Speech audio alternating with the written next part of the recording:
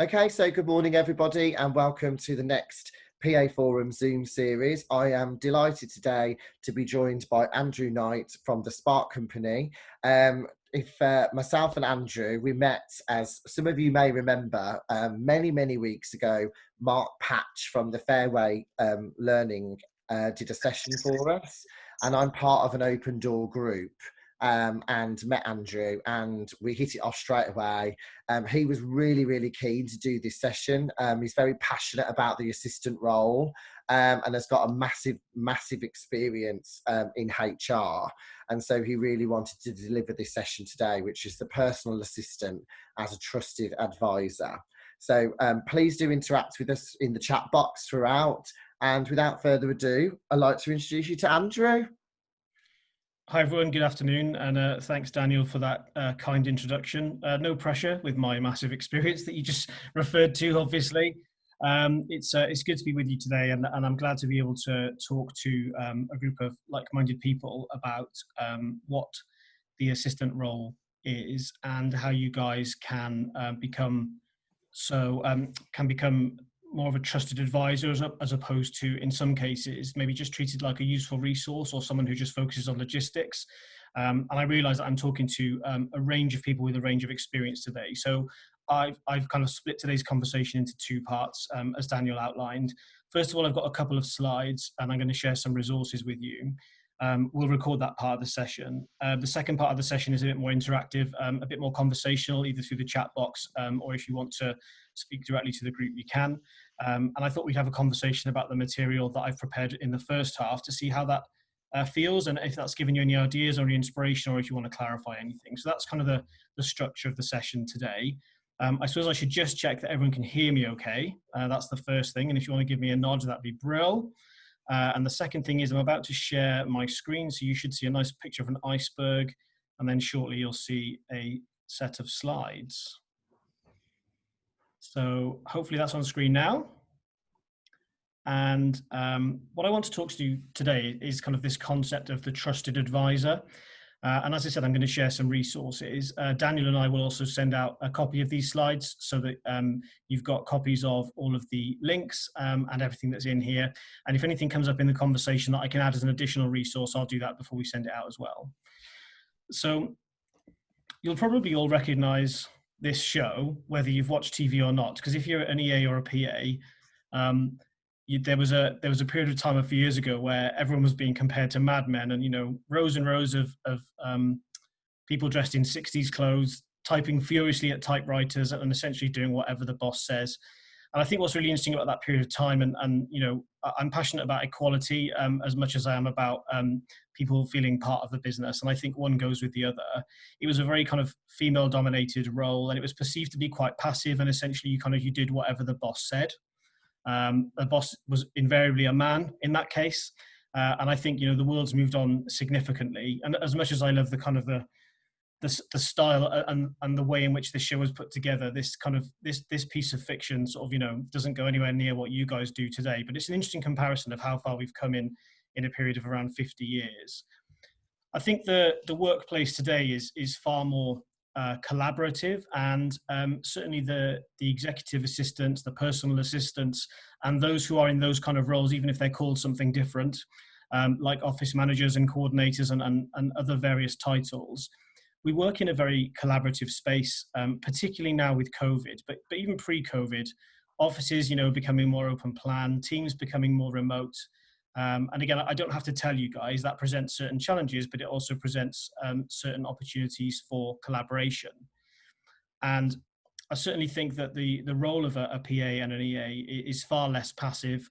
It can involve logistics and it can involve preparation. And actually that's a big part of the role for busy executives and for busy leaders, to have that person that they can rely on.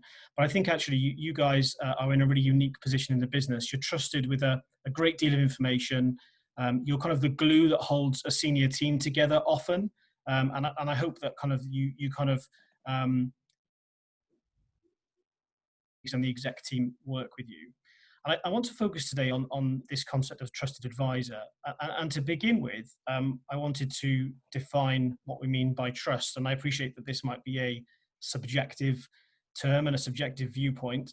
So I went to the dictionary, and although that's supposed to be kind of our place to go, it'll still be subjective because it was defined by a human.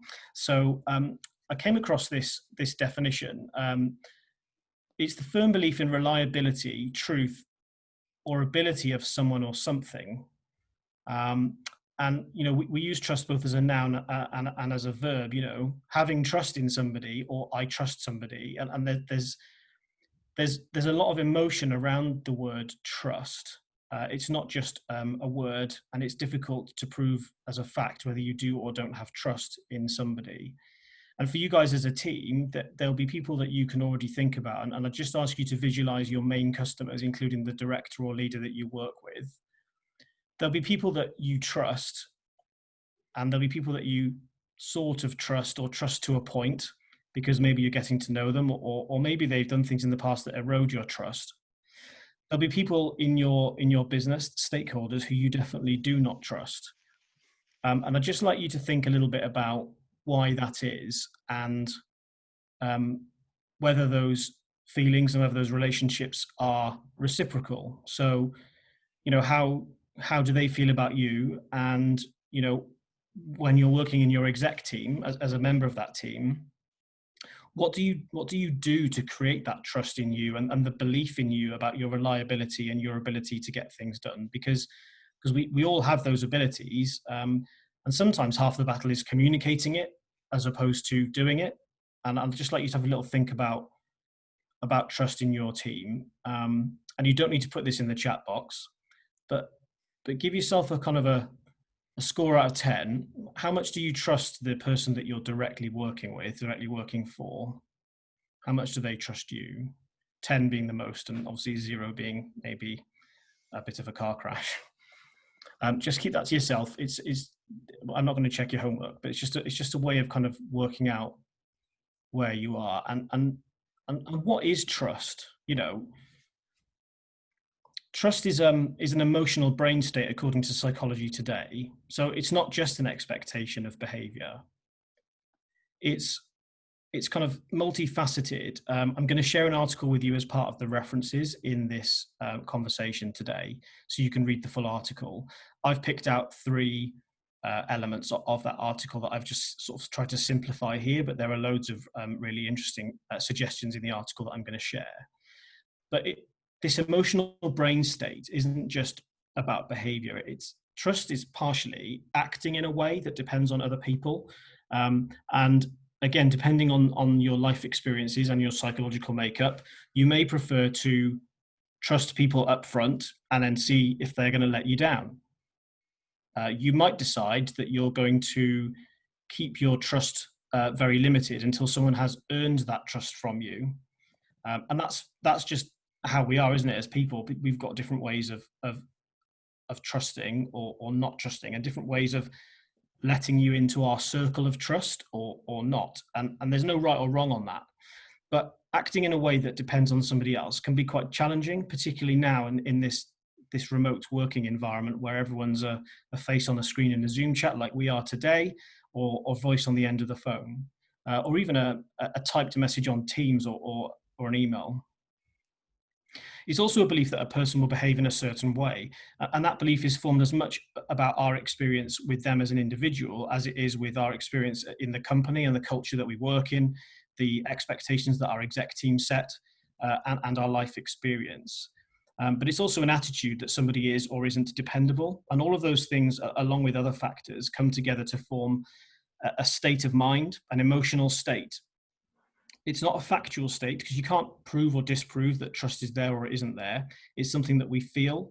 And I'm really keen that in the world of work, to sort of just step out of the issue of trust for a minute, is that we're all humans, and we want to bring our whole selves to work and be authentic and not feel like we're wearing a mask, not feel like we're uncomfortable in any way. And it's balancing that with the need to kind of be professional and give a professional image. And I think it's okay to recognize that trust is part of our emotional makeup and our emotional state, whilst still being professional, because it's not something you can prove or disprove. It's something that we feel. I'm just going to show you a graph and give you a moment to have a quick read. So on the left axis, from bottom to top, that axis represents a breadth of business issues. So at the bottom of that axis on the left, you'd have kind of smallish matters or individual processes. And then as you go up the axis towards the top, you've got bigger and more strategic issues that you'd be dealing with. And then the axis along the bottom shows the depth of personal relationship. So from left to right, left being a very kind of shallow is one way of describing it, or superficial is another way of describing a relationship. And then the more towards the right you go, the deeper and more established that relationship becomes. This graph is adapted from a book called The Trusted Advisor, and I'm going to share some links for that book as well. It's really interesting that this is one of the things out of that whole book that I really like. I do a lot of reading, and I'd encourage you guys, if you find interesting books, to share them as a group. There's stuff you come across sometimes, and there's a lot of academic research that informed this book. And I like this diagram, this graph, because I think it's really simple, and I think I can follow it, and it makes sense to kind of the way that I work, which is the more I trust you, the more our relationship deepens, and the more experience I have of working with you, the more frequently we work together could be part of it, or it could be the tougher the issues that we work on, like the really sensitive things that we're all privy to. You build trust by working on those things, and obviously the bigger they are, the higher the stakes. And I think that contributes to my trust and the way that people trust me as an advisor or a consultant or as a partner in the business.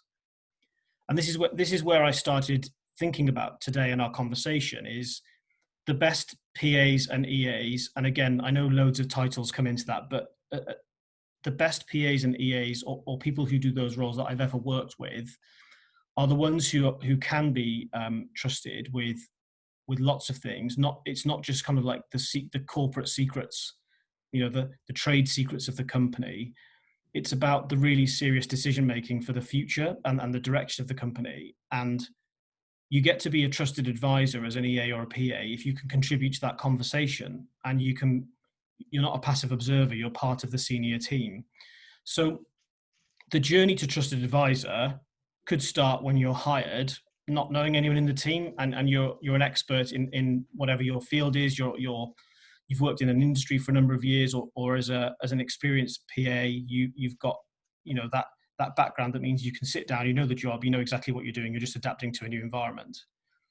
And as you learn the business, and as you learn the role, and as you kind of get to know the people, and this is where the personal relationship dimension happens, you become more of a subject matter expert, or a technical expert, that's sometimes called.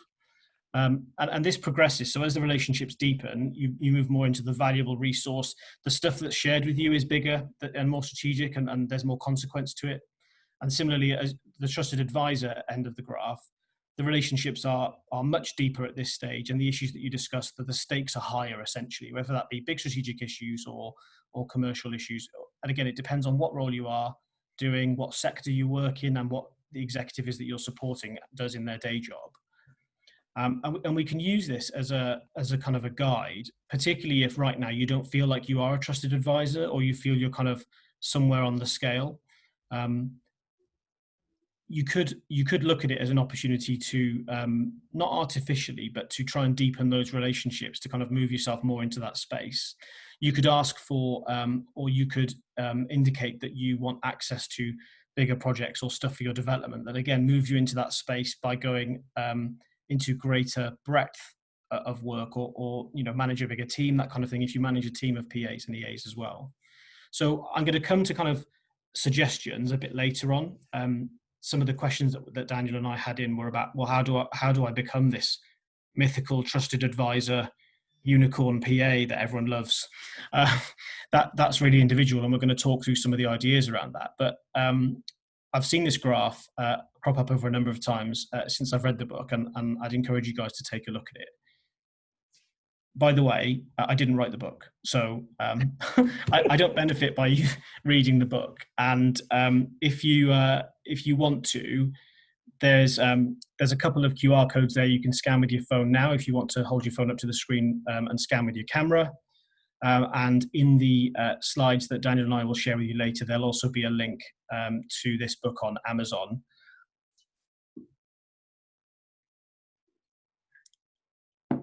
It's one of these books that gets republished and re-edited because it's so popular.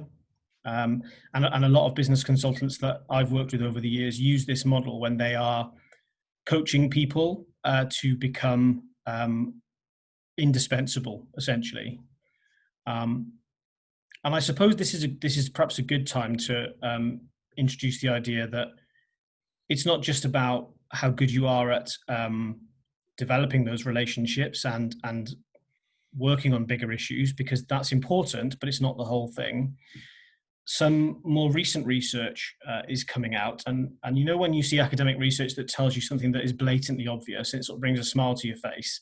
This is one of those things where I read it and thought, yeah, okay, I think we all knew this, that it's okay to be intelligent and have IQ. And I think for a really long time, people thought being a good executive or being a good assistant to an executive was basically about being the brainiest person in the room, and being really quick and being super sharp. I think that's part of it. You've probably heard of EQ as well, which is the emotional version of IQ. Call it the self-awareness of your emotions and the awareness of emotions of people around you. Again, I think, leadership is about people. Supporting leaders is also about people. It's not administration. That's part of the role, but it's about people. And you can't do good support, you can't deliver a good service unless you've got IQ and EQ, because you can't deal with people if you haven't got both, in my view, and I think most people would agree. But that's kind of open a bit to manipulation as well. Like, you could be really, really clever and you could be really good at manipulating people's emotions because you're like really aware of them.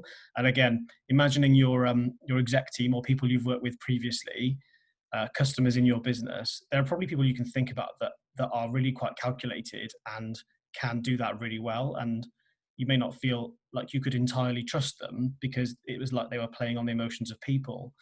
So how do you get to be that trusted advisor? Well, it's also about being a decent human being and being a good person, and actually not doing the manipulative, I'm going to kind of say some stuff to you to try and get around you or to try and get you to do what I want you to do for me or for my exec team. Actually, this is about showing you that I've got a certain set of values that I live by and principles that I live by. And sometimes you guys are the gatekeeper to your executive or your manager, and that decency that they have shines as much through you as it does through them. And it's really important, I guess, for you to be aligned with them in that way. Otherwise, it might be a bit of a challenge at work.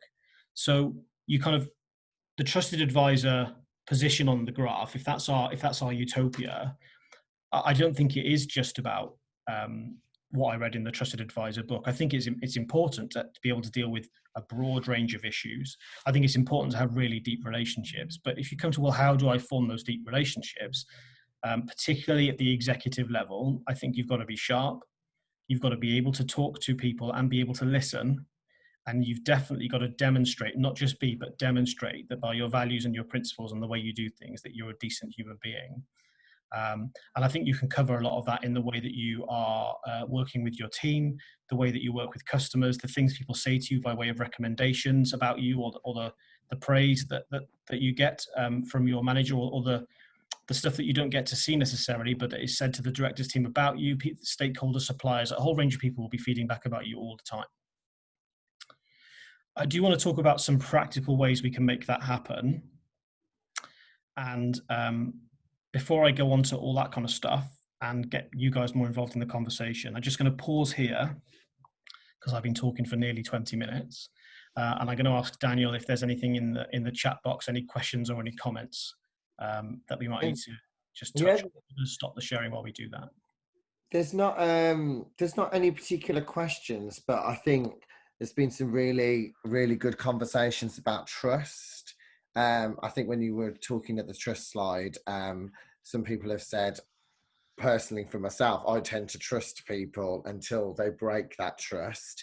But for others, they like people to earn that trust, which is, a very different very different ways, but ultimately trust underpins everything that we do.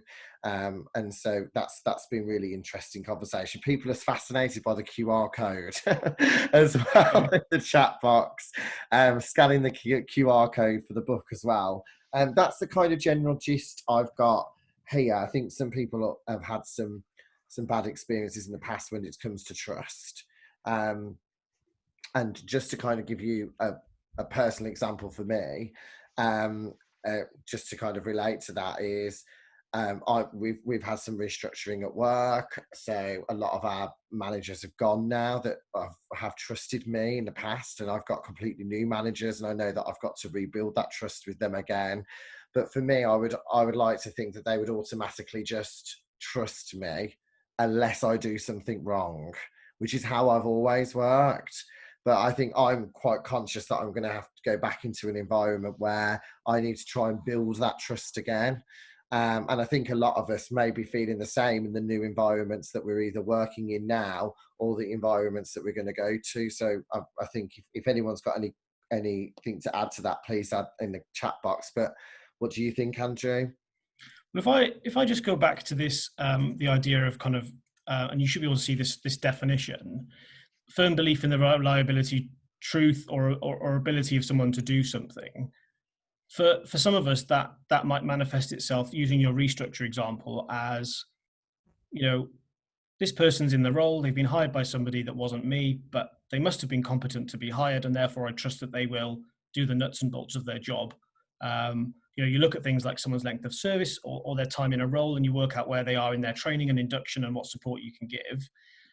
But you make loads of judgments within seconds of meeting, don't you? So you've already got a view of kind of whether they're, I guess, your kind of person, or someone who you'd have a beer with versus someone that you can just kind of work with. And there's all of those things that you kind of do when you meet people at work. And your preference that you described there, Daniel, around kind of being able to trust people off the bat and feel comfortable with that, might sound really alien to people who've got like a different preference where they may prefer to kind of hold that back for a little while. And it's where those different preferences meet that I think the sounding each other out and the dancing around the handbags can happen in the workplace, where you're trying to work out whether there's a level of trust there. And it could be degrees of trust over time.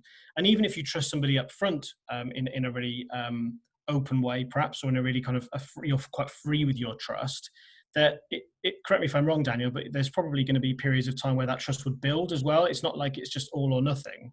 So Yeah, yeah. I think we've all got that about us, that ability to judge and adapt as we go along. There's been another interesting question in the chat box, which is, do those that micromanage trust less or care more about the tasks that need to be done? It's really hard to know without asking somebody why they're managing in the way they're managing. And that in itself can be a challenge, because you wouldn't wish to necessarily threaten or undermine somebody just by asking why they're behaving the way they're asking. In my experience, being straightforward with somebody about the way they're managing and trying to find out the best way to work with each other is really helpful. It diffuses conflict, and it prevents issues from happening later. So it depends what you mean by micromanage. I might say micromanage if I'm used to having a free rein and being able to get on and plan my own work and do things in the way that I want to do them, to get to the same outcome that somebody else might do in a really different way. And I think if you become outcome focused as a manager, it doesn't really matter how the people that you're working with do their role. It's the outcome that matters. Yeah. But somebody else might not use the word micromanage. They might say that they are very careful about the detail, or they're very cautious about risk, and they might not feel that they're micromanaging. But those two preferences kind of cause kind of a conflict in the way they manifest themselves in the workplace. And this is why, no matter what the setting and no matter what the role, I'm a big advocate of constructive, frequent feedback. And that isn't just wait till your appraisal for feedback. And it's the same with job interviews as well. It's not just you being interviewed when you go for a job. You're choosing the company as much as they're choosing you. When you're talking to someone about their management style or their leadership approach, you are trying to work with them as a leader, and you're helping them with their leadership by giving feedback as much as they're helping you with their role. But obviously you do have to pitch that delicately when that person has a level of formal authority about what they're doing. I'm not saying it's easy. I don't always get it right either. It takes practice. And my Yeah. suggestion would be is that if you ever felt you were being micromanaged or constrained, or the flip side, you were getting no direction and had no idea what was being expected of you, I think it's perfectly reasonable to handle that in a kind of one-to-one situation, gently, informally, and that also helps you build the trust over time. I think if you raise objections constructively, or if you ask questions about why things are happening the way they are, you're already moving up the breadth scale that's on the right of that graph, sorry, the left of the graph. You're already showing that you're more than just a number cruncher and a widget creator, and that you're really interested in what's going on. Yeah, no, definitely. I think we've had, and again, given the current situation that we're in at the moment, we've just got some more. I think, you know, people are naturally questioning trust and relationship, especially with what's happened at the moment. Particularly, you know, suddenly those relationships have disappeared, or those relationships have changed in some way. And we've just put here, it's trying to find your place within all of that and confirm how your role is going to work in the business, is quite challenging now, I think, because we are in such a changing landscape. Can I just jump in quickly? Sorry. Go ahead. It's Angela here. So just obviously listening to that, I think the biggest thing you've touched on already, Andrew, is communication. It's really key. And I've always really compared myself in the PAEA role as well as the glue that keeps everything together and everything going. You're also like the chameleon on the team, because you've got quite a few different characters. So I wouldn't have the same conversation with one member of the team that I would with another member of the team, because they're different characters. So where I can be quite straightforward and they would like me to just come out and be quite blunt and say how I'm feeling or what I'd like them to do, other people need sort of cajoling. So, oh, do you know what would really help me next time you do that? Because even though in your head you're thinking, oh my God, you are driving me insane, you can't come across like that. You need to, and manipulation is the wrong word, you just need to use your adaptability skills, if you like, to tailor yourself to that person and the situation to get the best out of it. But I think bottom line, whatever situation you're in, I think the communication between, you know, the worst thing you can do is just keep quiet and worry and get, you know, because you'll make yourself ill. Yeah. Thank you, Angela. I think that's a really important contribution as well, is that last sentence. I agree with everything you said, but particularly, and I'm the worst at following my own advice on this, by the way, so I don't expect it's easy, is to give yourself that opportunity to release those comments, those thoughts, those feelings in a constructive way, so it doesn't become a bigger and more, I guess, again, I don't really like using the word negative, but it causes that negative impact on your well-being by sort of storing it all up inside. You can almost feel it there inside you, and you know, I think it's a good idea not to let that happen if you are at all able to control that by having a conversation, whether you're the person in the manager's seat or not, because actually it happens the other way, doesn't it, when you're managing somebody as well. But just for the purpose of everyone that's on the call today, Angela actually was on a panel discussion last year with her executive. So we had, I think Karen's on the call as well today. She was there as well. And it's the recordings on our YouTube channel. It was an interview with Lucy Brazier and 4 executives and their executive or personal assistants. And it was really fantastic to see the confidence in the relationship that they have and the trust that they have for each other. And yeah, if you wanted to go back and rewatch that again, thank you ladies for taking part in that. You can see that on our YouTube channel. Hope I'll show that to you as well, Andrew. Yeah, that'd be great. That sounds brilliant. Please don't, Daniel. It's great, Karen. It was great. No, thank you so much. You've got great support in the chat box, Angela, as well. So thank you for that. Oh, thanks, guys. We were talking about the current situation, which I've just kind of scooted past to kind of respond to Angela's query and her comments. I mean, we are in a time when there is unprecedented use of the word unprecedented because it is so crazy right now. And I guess that security is part of trust. Feeling confident in somebody and the context around you is part of trust. So I don't want to be unrealistic and say that we just got to kind of accept everything that's going on around us. There's no control. There's nothing you can do to build trust in this really weird time. I think there are still things we can do, but also I think we have to be accepting that stuff is happening in the economy that's outside of our control, and not every business is going to survive. And one or more of us in this chat right now might be facing some bad news at some point in the next few months. I've been through a redundancy process myself as a HR practitioner several times, and myself as an employee, I think at least 3 times now, and it's never ever been easy. But what I'm discovering is I'm becoming more resilient at dealing with it as I go.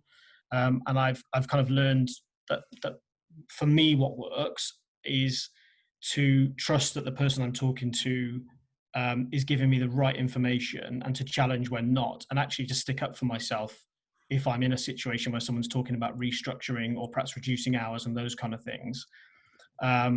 And as a practitioner, you might think, well, hang on a minute, of course he knows all of that. He does HR. How can he not think that's the way to do it?